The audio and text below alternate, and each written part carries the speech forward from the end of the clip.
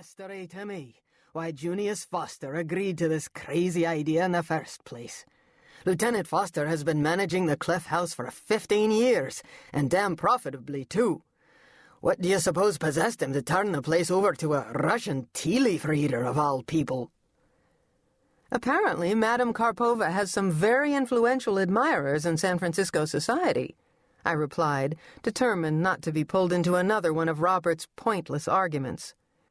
I've never been to the Cliff House myself, but Madame Karpova evidently claims the place possesses a unique atmosphere conducive to ethereal vibrations.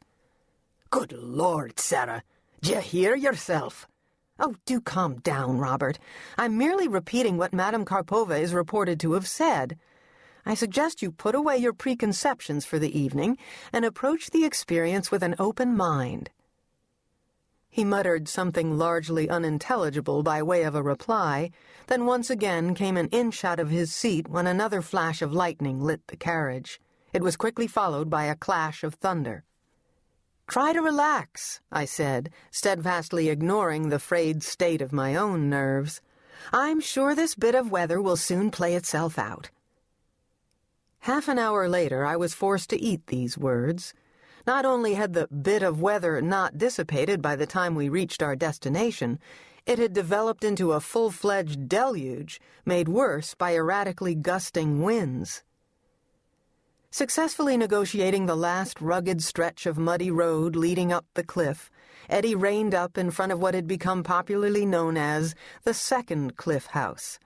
It had acquired this name some 10 years earlier when Lieutenant Junius Foster added 2 large wings to the original structure, which heretofore had primarily consisted of a saloon and dining establishment. This ambitious remodeling provided hotel accommodations for moneyed guests who, after an overpriced dinner, chose to postpone their long trek back to the city until the following morning.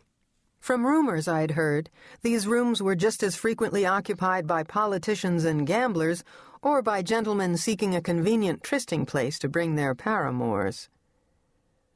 I looked out the carriage window at the single-storied edifice perched high above the northwest tip of San Francisco. One of the reasons for the Cliff House's burgeoning popularity was the spectacular view it afforded of the entrance to the Golden Gate, at least on a clear day. Tonight, the churning black sea crashed against Seal rocks as if determined to crush them into sand. And for once there was no sign of the sea lions, otters, and seals responsible for naming the famous rocks, even though they commonly cavorted upon the sandstone cliffs at night. Perhaps Robert is right, I thought, looking out at driving sheets of rain. Most sensible mammals would not venture out on a night like this. Descending from his perch at the front of the brougham, Eddie Cooper opened the carriage door and handed me an umbrella. I nodded gratefully, although I feared it would do little to protect us from the torrent, which at the moment was pouring almost horizontally down upon us from the west. "Take the brougham around to the carriage sheds, Eddie," I shouted, attempting to be heard above the howling wind. "After you've wiped the horse down, go to the kitchen. I've made arrangements for you to be given food and something hot to drink."